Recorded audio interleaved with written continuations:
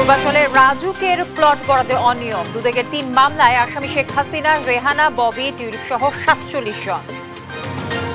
July August গণহত্যায় Sheikh Hasina সহ জড়িতদের call record প্রসিকিউশনের হাতে, ফরেনসিক যাচাইয়ের নির্দেশ ট্রাইব্যুনালের। কয়েকদিনের উত্তেজনার পর অনেকটা স্বাভাবিক সীমান্ত পরিস্থিতি, দিল্লিতে বাংলাদেশের ডেপুটি হাইকমিশনারকে তলব। এবং জগন্নাথ বিশ্ববিদ্যালয়ের দ্বিতীয় ক্যাম্পাসের কাজ সেনাবাহিনীকে দেওয়ার আশ্বাস উপাচার্যের, এবার শিক্ষার্থীদের সচিবালয়ে ঘেরাও।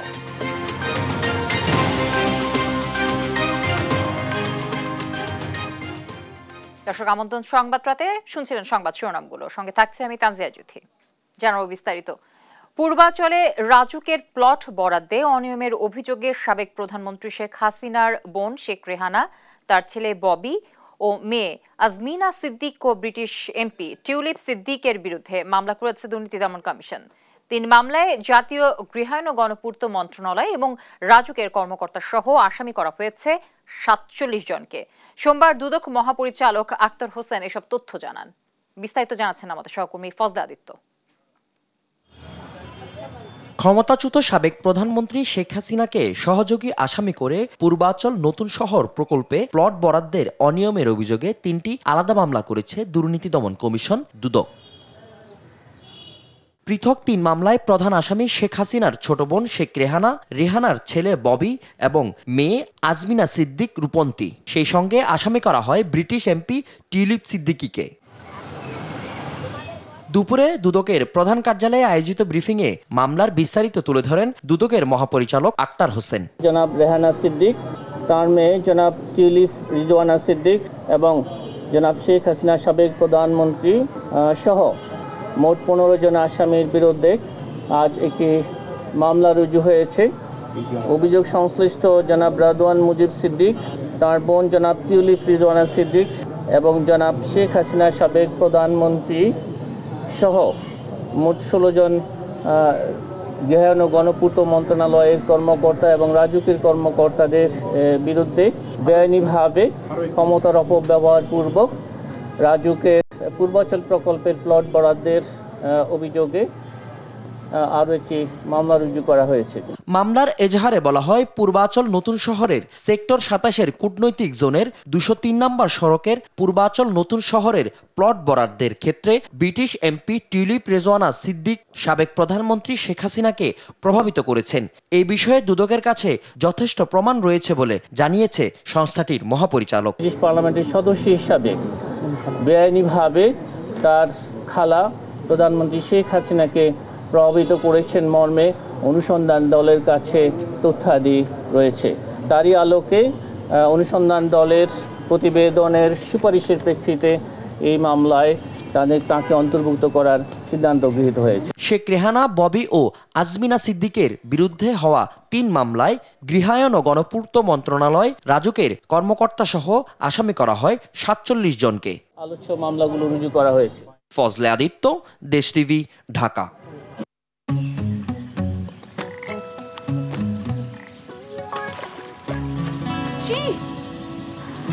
এখন তো ওকে জীবাণুদের থেকে বাঁচালে, কিন্তু সারাদিন কে বাঁচাবে? ডেটল বাঁচাবে, কারণ ডেটল সাবান দেয় জীবাণুর বিরুদ্ধে ১২ ঘন্টার সুরক্ষা বলয়। সুরক্ষার বিশ্বাস থাকুক দিনভর। ডেটল। আমরা সংবাদ রাতে আছি। হাসিনা, শেখ রেহানা, টিউলিপ সিদ্দিক, ববি ও আজমিনা সিদ্দিক সহ ৪৭ জনের বিরুদ্ধে দুদকের ৩ মামলার বিষয়ে দর্শক আলোচনা করতে এই মুহূর্তে স্টুডিওতে যুক্ত হয়েছেন আমাদের সহকর্মী ফজলে আদিত্য। আমি সরাসরি যুক্ত হচ্ছি তার সাথে। আদিত্য, কেমন আছেন? এই তো ভালো। আদিত্য, আপনার প্রতিবেদনটি আমি দেখলাম। প্রতিবেদনে বেশ পূর্বাচলের প্লট বরাদ্দ নিয়ে অনিয়মের বেশ কিছু তথ্য আপনি আসলে তুলে ধরেছেন। তারপরেও যদি আমি একটু জানতে চাই যে কোনো কিছু কি বাদ পড়েছে কিনা বা নতুন কোনো তথ্য দিতে পারবেন কিনা এই বিষয়ে আমাদের দর্শককে। ধন্যবাদ। পূর্বাচলের যেই প্লট বরাদ্দ নিয়ে যে অনিয়মগুলো দুর্নীতি দমন কমিশন খুঁজে পেয়েছে, তার মধ্যে হচ্ছে তাদের যে পারিবারিক পর্যায়ে অর্থাৎ শেখ পরিবারের পক্ষ থেকে যে বিভিন্ন সময় বিভিন্ন মন্ত্রণালয়ে জোর প্রয়োগ করা, সেটা বিগত সময়ে কিন্তু ১৫ বছর ধরে তারা করে এসেছে এবং তারই একটা তথ্যচিত্র কিন্তু এটা। তো যেটা হচ্ছে যে পূর্বাচলের যে কূটনৈতিক জোনটা রয়েছে, সেখানে কিন্তু তার পরিবারের ৬ সদস্যদের বিরুদ্ধে কিন্তু মূলত ৬টা 10 কাঠা করে প্রায় 60 কাঠা 6 জনের নামে 60 কাঠা প্রকল্প বরাদ্দ করা হয়েছে। সেখানে কিন্তু তারা দুর্নীতি দমন কমিশনের অনুসন্ধান টিম যেটা তথ্য পেয়েছে সেটা হচ্ছে যে তাদের পরিবার বর্গের বিভিন্ন মানুষজন কিন্তু বিভিন্ন যে মন্ত্রণালয়ের কর্তব্যরত যারা রয়েছেন তাদেরকে কিন্তু বিভিন্ন সময় চাপ প্রয়োগ করেছেন যাতে করে তাদের নামে এই ধরনের প্লটগুলো বরাদ্দ হয়। অনেকেই এবং আপনাকে একটি জিনিস জানিয়ে দিতে চাই যে এর আগে গতকালকেও কিন্তু শেখ হাসিনা এবং তার মেয়ে সাইমা ওয়াজেদ পুতুলের বিরুদ্ধে কিন্তু দুদকে দুটি পৃথক মামলা করা হয় তাদের বিরুদ্ধে। ঠিক আজকে কিন্তু শেখ হাসিনা এবং শেখ রেহানা তার ছেলে মেয়ে এবং হচ্ছে তার যে আরেকজন রয়েছেন যে শেখ হাসিনার যে মূলত আমি সেই বিষয়টি আসতে যাচ্ছি। আমার কাছে আপনার জন্য আরেকটা প্রশ্ন আছে। শেখ পরিবারের লোকজনকে তো এই মামলায় তাদেরকে করা হয়েছেই, শেখ পরিবারের লোকজন ছাড়াও এসব মামলায় আসামি করা হয়েছে আমি যতটুকু জানি যে গণপূর্ত মন্ত্রণালয় এবং রাজুকের বেশ কিছু কর্মকর্তাকে। তাদের বিরুদ্ধে আসলে কি ধরনের অভিযোগ উঠে এসেছে যদি আপনি এই বিষয়টি আমাদেরকে ক্লিয়ার করতেন। আচ্ছা, দেখুন যে মন্ত্রণালয়ে যারা ঊর্ধ্বতন কর্মকর্তারা রয়েছেন তাদের মাধ্যমে কিন্তু এই ধরনের প্লটগুলো কিন্তু হস্তান্তর এবং রূপান্তর করা হয়। তো সেই ক্ষেত্রে কিন্তু দেখা যাচ্ছে যাদেরকে ওই জায়গাগুলোতে কর্মরত করা হয়েছে তারা কিন্তু কোনো একটা গোষ্ঠী অথবা দলকে সাপোর্ট করে। তো সেই যার কারণে কিন্তু তারা শেখ হাসিনা কিন্তু তাদের উপর একটা শেখ পরিবার কিন্তু তাদের উপর একটা জোর খবরদারি করতে পারছে। এবং আপনাকে একটা জিনিস জানিয়ে দিই, তাদের বিরুদ্ধে কিন্তু যে অভিযোগগুলো অনুসন্ধানে পেয়েছেন যে শেখ পরিবারের প্রভাবের কারণে কিন্তু এই যে সকল 47 জন কর্মকর্তা রয়েছে সেই 47 জন কর্মকর্তা কিন্তু তাদের সুবিধার্থে মানে তাদের রাজনৈতিক স্বার্থ হাসিলের জন্য তাদের পদোন্নতির জন্য কিন্তু মূলত এই ধরনের কার্যক্রমগুলো করেছে। অনুসন্ধানে কিন্তু এটাই উঠে এসেছে। এবং আপনাকে আরেকটি জিনিস যেটা আমি বলতে চাই যে টিউলিপ যেটা লেবার পার্টির এমপি ব্রিটিশ এমপি রয়েছেন সে কিন্তু শেখ হাসিনাকে তাদের নামে যেন প্লট বরাদ্দ দেওয়া হয় তার জন্য কিন্তু প্রভাবও খাটিয়েছে, এমনটাও কিন্তু অনুসন্ধানে কিন্তু উল্লেখ করা হয়েছে। তো যাদের বিরুদ্ধে অর্থাৎ যেই আমলা এবং হচ্ছে যে কর্মকর্তাদের বিরুদ্ধে অনুসন্ধানগুলো চলমান রয়েছে অথবা মামলা করা হয়েছে তাদেরকে জিজ্ঞাসাবাদের পরবর্তীতে আমরা আরো বিস্তারিত জানতে পারবো। অসংখ্য ধন্যবাদ আদিত্য, আপনার মাধ্যমে আসলে অনেক কিছুই আমরা জানতে পারলাম এবং আমাদের দর্শককে জানাতে পারলাম। আরো সামনে হয়তো জানাবার চেষ্টা করব। আমার সাথে যুক্ত ছিলেন আমাদের সহকর্মী ফজলে আদিত্য। শেখ হাসিনা সহ 25 জনকে আসামি করে আন্তর্জাতিক অপরাধ ট্রাইব্যুনালে অভিযোগ দায়ের করেছে জুলাই আন্দোলনের প্রথম শহীদ আবু সাইদের পরিবার। সোমবার আবু সাইদের ভাই রমজান আলী প্রসিকিউশনে অভিযোগ দায়ের করেন। বিষয়টি নিশ্চিত করে চিফ প্রসিকিউটর তাজুল ইসলাম এবং তিনি বলেন এই ঘটনায় রংপুরে একটি মামলা হলেও ট্রাইব্যুনালে বিচার চলতে বাধা নেই।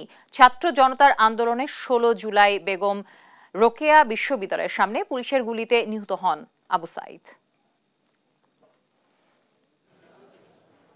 চিফ স্যারের কাছে যেটা জানতে পারলাম যে বিচারের কার্যক্রম খুব দ্রুত চলতেছে এবং বিচার কার্যক্রম হবে ইনশাআল্লাহ খুব দ্রুত।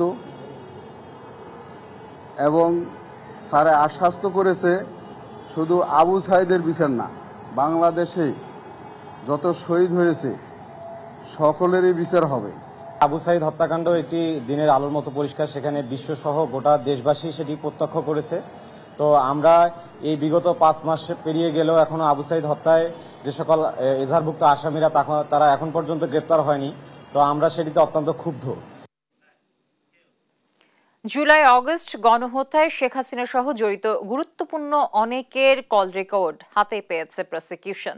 তাদের আবেদনের ভিত্তিতে এই কল রেকর্ড সিআইডি ল্যাবে বিশ্লেষণের অনুমতি দিয়েছে ট্রাইব্যুনাল। কোনো চাপেই মাথা নত নয়, আইন অনুযায়ী আসামিদের বিরুদ্ধে ব্যবস্থা নেওয়ার কথা জানান চিফ প্রসিকিউটর। বিস্তারিত জানাচ্ছেন সাবরিনা মজুমদার। জুলাই আগস্ট গণহত্যা, গুম, নৃশংসতা যে শেখ হাসিনার নেতৃত্বে হয়েছে তা নিয়ে একাধিক মামলা হয়েছে ট্রাইব্যুনালে। গণহত্যার বিভিন্ন ডিজিটাল এভিডেন্স ফুটেজ বের করতে তৎপর পুরো তদন্ত সংস্থা। সোমবার একটি মামলার শুনানিতে উঠে আসে জুলাই আগস্ট গণহত্যার সময় কিভাবে নির্দেশ দিয়ে গেছেন সাবেক প্রধানমন্ত্রী শেখ হাসিনা।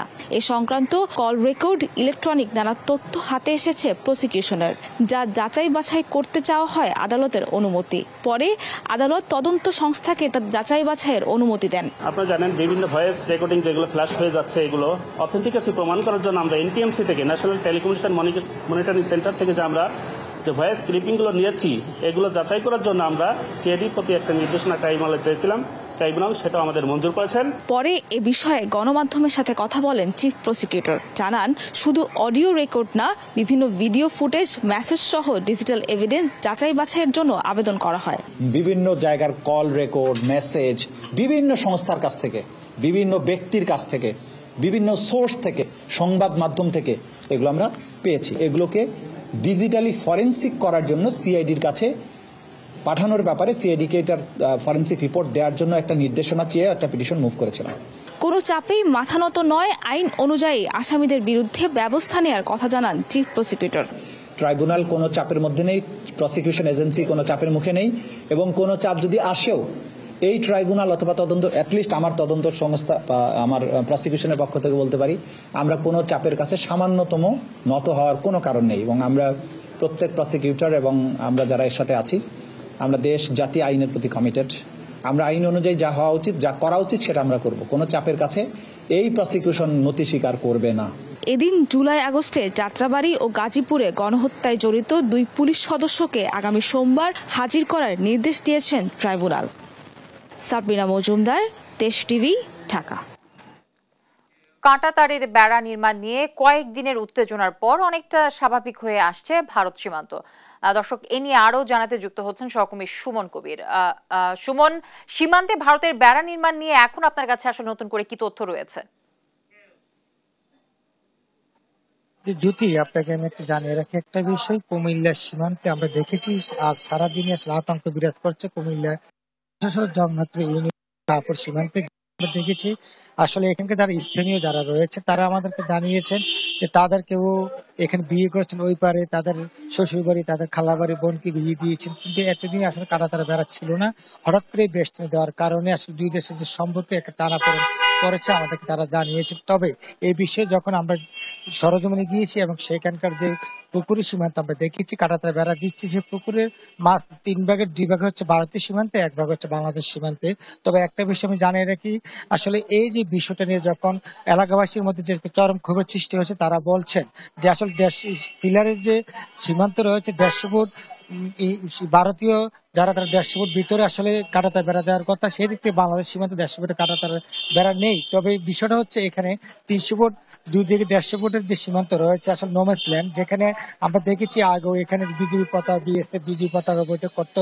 আসলে সব দিক থেকে মিলিয়ে বলা চলে কুমিল্লার যে বিএসএফ সীমান্ত যারা এখানে বসবাস করতেছে, বিএসএফ এবং বিজিবি যারা রয়েছেন এবং এলাকাবাসীর মধ্যে আমরা দেখি তারা বলছেন যে আমরা এখানে যাওয়া আসা করতাম যেভাবে, এখন আর সেভাবে যাওয়া আসা করতে পারবো না। একই পুকুর ব্যবহার করেছে দুই দেশের অধিবাসী, এখন সেটা এখন আর হবে না। তবে এই বিষয়ে যখন কথা বলতে চেষ্টা করছি, কুমিল্লা যে বিজিবির 10 লেফটেন্যান্ট AM জাহিদ পারভেজ আমাকে জানিয়েছেন দ্বিপাক্ষিক চুক্তির মাধ্যমে আসলে কুমিল্লার যে শাহপুর সীমান্ত রয়েছে, সেই শাহপুর সীমান্তে এখান দিয়ে তারা 20 ফুট দূরত্ব করলো। আমরা যে আখাউড়ের যে সীমান্ত রয়েছে সেখানে আসলে বাংলাদেশের 23 লেনের যে দ্বিপাক্ষিক চুক্তি রয়েছে 150 ফুটের ভিতরে তারা করবে। এই ছিল দুই দেশের দ্বিপাক্ষিক চুক্তির মাধ্যমে এটা করছে। এই ছিল কুমিল্লা থেকে সর্বশেষ। জ্যোতি, আমাদের সহকর্মী সুমন কবির যুক্ত ছিলেন আমার সাথে। সীমান্ত উত্তেজনা নিয়ে ঢাকায় নিযুক্ত ভারতীয় হাই কমিশনার প্রণয় ভার্মাকে পররাষ্ট্র দফতরে ডাকার পরদিনই দিল্লিতে বাংলাদেশের উপ হাই কমিশনার নুরুল ইসলামকে তলব করেছে ভারত। সোমবার ভারতের ANI, NDTV সহ বিভিন্ন গণমাধ্যম তাদের প্রতিবেদনে এ তথ্য জানিয়েছে। বৈঠক শেষে দুপুরে দিল্লির সাউথ ব্লক থেকে বের হতে দেখা যায় উপ হাই কমিশনার নুরুল ইসলামকে। বাংলাদেশ সীমান্তে নির্দিষ্ট 5টি স্থানে বেড়া দেওয়ার চেষ্টা করছে অভিযোগে গতকাল রোববার প্রণয় ভার্মাকে তলব করে ঢাকা। এদিন বিকেল 3টার দিকে পররাষ্ট্র মন্ত্রণালয়ে যান প্রণয় ভার্মা। সেখানে পররাষ্ট্র সচিব জসিম উদ্দিনের সঙ্গে প্রায় 45 মিনিট ধরে তার বৈঠক হয়। এরপর দিনই দিল্লিতে নিযুক্ত বাংলাদেশি উপ হাই কমিশনার নুরুল ইসলামকে তলব করল ভারতের পররাষ্ট্র মন্ত্রণালয়।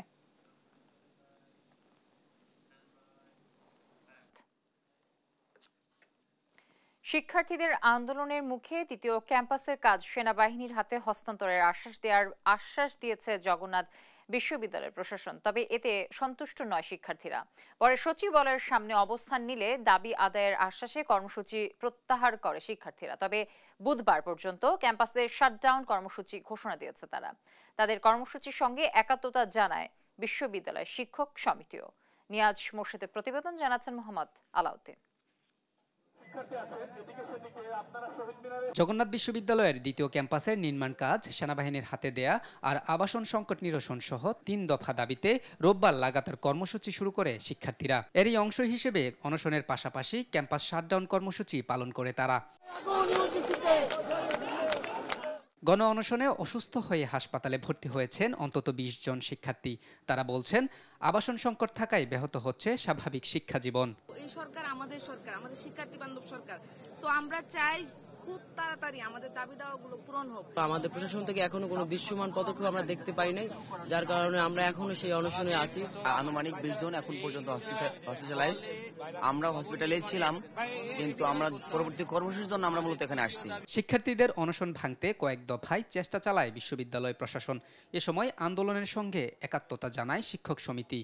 গতকাল আমাদের শিক্ষার্থীরা যে অনশনের ডাক দিয়েছিল, আমরা সমিতির পক্ষ থেকে সেই গণ অনশনে আমরা অংশগ্রহণ করেছি এবং গতকালকেও আমরা আমাদের পক্ষ থেকে আমাদের সর্বাত্মক একাত্মতা পোষণ করেছি। বিশ্ববিদ্যালয়ের প্রশাসনও জানায়, দ্বিতীয় ক্যাম্পাস নির্মাণ প্রকল্পে ব্যাপক দুর্নীতি হয়েছে। সেনাবাহিনীর মাধ্যমে নতুনভাবে কাজ শুরুর লক্ষ্যে আগামী বুধবার যৌথ সভা ডাকা হয়েছে। আমাদের প্রাণপ্রিয় শিক্ষার্থীদের যে প্রাণের দাবি যে দ্বিতীয় ক্যাম্পাস আর্মিকে দিয়ে করাতে হবে, আমরা এখানে দায়িত্বশীল হওয়ার পরপরই সেই কাজটার জন্য আমরা কাজ করে যাচ্ছি। তবে দাবি মেনে নিতে 1 ঘন্টার আলটিমেটাম দেয় শিক্ষার্থীরা। দাবি না মানলে সচিবালয় অভিমুখে যাত্রার হুঁশিয়ারি দেয় তারা। আমরা অনশনরত থাকা অবস্থায় সংশ্লিষ্ট মন্ত্রণালয় থেকে 1:30 পর্যন্ত সময়ের মধ্যে কোনো ধরনের চিঠি যদি না আসে, বসার চিঠি যদি না আসে, তবেই আমরা সচিবালয় অভিমুখে যাত্রা করব। পরে এ বিষয়ে ব্যবস্থা নেয়ার আশ্বাস দিয়ে শিক্ষার্থীদের অনশন ভাঙার আহ্বান জানান উপাচার্য। আমি তাদেরকে মুভমেন্ট থেকে সরে যাওয়ার, যেহেতু তাদের মূল দাবিটা বাস্তবায়ন হয়েছে, মূল দাবিটা সরে যাওয়ার জন্যই অনুরোধ জানাবো এবং আমাদের সাথে কাজ করার জন্য অনুরোধ করব। আমরা ওদের সাথেই কাজ করব। নির্ধারিত সময় শেষে বিকাল 4টায় সচিবালয় অভিমুখে যাত্রা করেন শিক্ষার্থীরা। সচিবালয় পর্যন্ত এলে তাদের বাধা দেয় পুলিশ। তবে বাধা উপেক্ষা করে সচিবালয়ের সামনে অবস্থান নেয় শিক্ষার্থীরা। মোহাম্মদ আলাউদ্দিন, দেশ টিভি, ঢাকা। আপনারা সংবাদ রাত দেখছেন। কুষ্টিয়ার মিরপুরে বিদ্যালয় পরিচালনা পর্ষদের সভাপতি নির্বাচন নিয়ে বিএনপি জামায়াত সমর্থকদের সংঘর্ষে আহত জামায়াত কর্মী সুজন মোল্লার মৃত্যু হয়েছে। সোমবার বিকেল 4টার দিকে ঢাকার একটি হাসপাতালে তার মৃত্যু হয়। এদিকে সংঘর্ষের ঘটনায় পরস্পরকে দুষছে দুই দল। এ নিয়ে এলাকায় বিরাজ করছে উত্তেজনা। ইরফান রানার ক্যামেরায় নাহিদ হাসান তিতাসের রিপোর্ট। কুষ্টিয়ার মিরপুরে মিটন বুড়াপাড়া মাধ্যমিক বিদ্যালয়ের পরিচালনা পর্ষদের সভাপতি নির্বাচনকে কেন্দ্র করে রবিবার সংঘর্ষে জড়ায় বিএনপি ও জামাতের নেতাকর্মীরা। এতে আহত হয় উভয় পক্ষের অন্তত 25 জন। এলাকা জুড়ে বিরাজ করছে চরম উত্তেজনা। হামলার ঘটনায় একে অপরের বিরুদ্ধে করছেন পাল্টাপাল্টি অভিযোগও। জামাত নেতাকর্মীদের দাবি, বিএনপির নেতাকর্মীরা অতর্কিতভাবে হামলা চালিয়েছে তাদের ওপর। কথা বলতে আমিররা বলতে ওরা রামদার ঢাল নি দেখি যে সব সুইটি আসছে কেড়ে সরকারি মারার নাকি। প্রথমে একটা সমাবেশ সরকার ছিল, সেটা হয়নি। পরে একটা সালিশি মিটিং ছিল। মিটিংয়ে আমাদের ওখানকার জনপ্রতিনিধি চেয়ারম্যান সাহেব, গফুর সাহেব, উনি উপস্থিত ছিলেন। তো এরকম সময় হঠাৎ করে ওরা আকস্মিকভাবে আক্রমণ করেছে। আকস্মিক আক্রমণেই এতগুলো মানুষ আহত হয়েছে। সোমবার সকালে সংবাদ সম্মেলন করে বিএনপির নেতাকর্মীরা দাবি করেন, জামাতের নেতাকর্মীরাই পরিকল্পিতভাবে হামলা চালিয়েছে তাদের ওপর। জামাত শিবির ঐক্যবদ্ধভাবে তারা বিভিন্নভাবে অস্ত্র শস্ত্র নিয়ে সেই জায়গায় বিভিন্ন এলাকার লোকজন সহ এই কমিটির ফর্ম জমা দিতে যায়। সেই জমা দেওয়ার আগেই আর কি গোলযোগটা সৃষ্টি হয়। গত রাত তার আগের রাত্রে আমরা তাদের কাছে যাই এবং এক পর্যায়ে মুকুল আমার প্রস্তাব প্রত্যাখ্যান করেন, তোমাদের সাথে কোনো আলোচনা নাই, আমরা পারলে আমরা কমিটি দেবো, আপনারা পারলে আপনারা দেন। আমি তখন খালি হাতে ফিরে আসি। হঠাৎ করে বিকেল 3টায় গতকালকে তারা সারা মিরপুর থানা জামাত একত্রিত হয়ে জামাত শিবির ক্যাডার একত্রিত হয়ে আমাদের উপর অতর্কিত হামলা করে। নতুন করে সংঘর্ষ এড়াতে এলাকায় মোতায়েন রয়েছে অতিরিক্ত পুলিশ। লিখিত অভিযোগ পেলে তদন্ত সাপেক্ষে দোষীদের বিরুদ্ধে ব্যবস্থা নেওয়ার কথা জানিয়েছেন পুলিশ। অভিযোগটা এখন আমি ক্লিয়ার পাইনি ভাই, পাওয়ার সাথে সাথে আমি মামলাও নেব, অ্যাকশনেও যাব। মিটন স্কুলের সভাপতির ওই যে আবেদনটা আর কি একে অপরকে মানতে পারেনি, ওদের মধ্যে মনোমালিন্য সৃষ্টি ছিল, ওই নিয়ে আর কি। এদিকে সংঘর্ষের ঘটনায় আহত জামাত কর্মী খোকন মোল্লার মৃত্যু হয়েছে।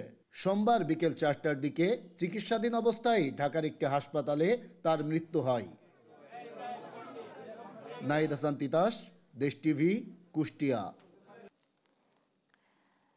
ডাকসু নির্বাচন নিয়ে পরামর্শ চেয়ে প্রধান উপদেষ্টার সঙ্গে দেখা করেন জাহাঙ্গীরনগর বিশ্ববিদ্যালয় উপাচার্য প্রফেসর ডক্টর কামরুল হাসান। সোমবার প্রধান উপদেষ্টা রাষ্ট্রীয় অতিথি ভবন যমুনায় ডক্টর ইউনূসের সঙ্গে সাক্ষাৎ করেন তিনি। এ সময় তিনি জানান, বহুল প্রত্যাশিত জাহাঙ্গীরনগর বিশ্ববিদ্যালয় কেন্দ্রীয় ছাত্র সংসদ জাকসু নির্বাচনের রোড ম্যাপ উন্মোচন করেছে বিশ্ববিদ্যালয় কর্তৃপক্ষ। আগামী 1 ফেব্রুয়ারি নির্বাচনের তফসিল ঘোষণা করা হবে। এ সময় জুলাইয়ের গণ অভ্যুত্থানের জাবির ছাত্র শিক্ষকদের ভূমিকার প্রশংসা করেন ডক্টর ইউনূস।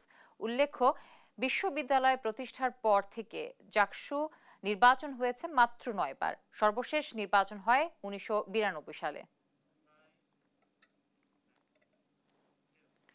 রংপুর জেলা প্রশাসকের সম্মেলন কক্ষে নর্দার্ন ইলেকট্রিসিটি সাপ্লাই নেস্কোর প্রি পেমেন্ট মিটার স্থাপন বিষয়ক মতবিনিময় সভার প্রেজেন্টেশনে বঙ্গবন্ধুর ছবি সহ মুজিব বর্ষের শতবর্ষ লোগো ব্যবহার করা নিয়ে তুমুল হট্টগোলের পর সভা পণ্ড হয়ে গেছে।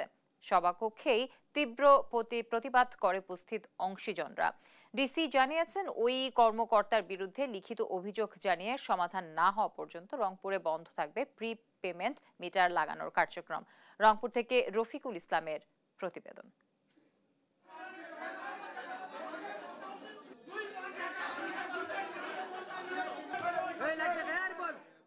এমন হট্টগোল বাঁধে রংপুর ডিসি অফিস হলরুমে। প্রিপেমেন্ট মিটার স্থাপন বিষয়ক মতবিনিময় সভায় প্রেজেন্টেশন করছিলেন প্রকল্পের নির্বাহী প্রকৌশলী সাইদুল মুরসালিন।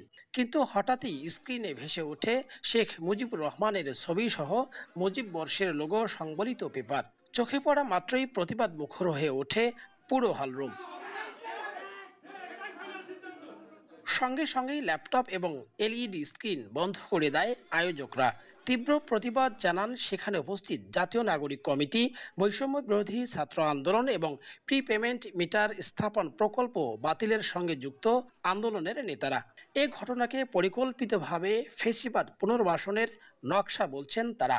ওঠে শাস্তির দাবিও। মুজিববাদ কায়েমের একটা অপচেষ্টা করেছে তারা। আমরা বৈষম্যবিরোধী ছাত্র আন্দোলন ও জাতীয় নাগরিক কমিটি আপনারা দেখেছেন, আমরা একটা তীব্র প্রতিবাদ জানিয়েছি। তারা যে কাজটা করেছে নেককারজনক কাজ করেছে। 2024-এর বিপ্লবের সঙ্গে তারা রীতিমতো সাংঘর্ষিক বেইমানি করতেছে। তারা এত বড় সাহস কোথায় পেয়েছে? এই যে নেস্কো রয়েছে, সেই নেস্কোতে ফ্যাসিস্ট সরকারের যারা প্রেতাত্মা, এই ফ্যাসিস্টের যারা দোসর, তারা এখনো সেখানে যে ঘাপটি মেরে রয়েছে, তারা এখনো যে সেখানে কর্মরত রয়েছে, এই ঘটনা কিন্তু সেটা প্রমাণ করে। প্রতিবাদের মুখে পণ্ড হয়ে যায় সভা। সবকিছু গুটিয়ে আড়ালে চলে যান আয়োজকরা। পরে নেস্কো জানায় তদন্ত কমিটির কথা। এ ঘটনার সুরাহা না হওয়া পর্যন্ত প্রকল্পের কাজ বন্ধ থাকবে বলে জানায় জেলা প্রশাসক। আসলে এটা অনাকাঙ্ক্ষিত এবং আমি এর জন্য দুঃখ প্রকাশ করতেছি। আর এটা কি জন্য ঘটলো এটা আসলে তদন্তাধীন বিষয়, কেননা এটা নিচের দিকেই তৈরি করে নিশ্চয়ই আপনারা জানেন। তো এটা কিভাবে আসলো এটা আমরা তদন্ত করে পরবর্তীতে ব্যবস্থা নেব। একেবারেই অগ্রহণযোগ্য এবং আমরা সাথে সাথে জেলা প্রশাসন সহ আমাদের স্থানীয় যারা সকলে ছিলেন, বৈষম্যবিরোধী ছাত্র আন্দোলনের নেতৃত্ববৃন্দ, নাগরিক কমিটির নেতৃবৃন্দ, আপামর জনসাধারণ এবং সম্মানিত সাংবাদিকবৃন্দ, সকলে কিন্তু আমরা একযোগে এটার প্রতি প্রতিরোধ করেছি। আমরা জেলা প্রশাসনের পক্ষ থেকে যেহেতু এই উদ্ভূত পরিস্থিতিতে যেহেতু গ্রাহকদের সমস্যা হচ্ছে, গ্রাহকদের সমস্যার সমাধান না হওয়া পর্যন্ত আমরা তাদেরকে অনুরোধ জানাবো যে তারা কার্যক্রম স্থগিত রাখবেন, তারা তাদের মন্ত্রণালয়ের সাথে যোগাযোগ করবেন, যোগাযোগ করে তার প্রয়োজনীয় ব্যবস্থা গ্রহণ করবেন। প্রি পেমেন্ট মিটারের নানা অসঙ্গতি তুলে ধরে তা স্থাপন বন্ধের দাবিতে 1 সপ্তাহ থেকেই প্রতিবাদ মুখর ছিল রংপুর। রফিকুল ইসলাম, দেশ টিভি, রংপুর।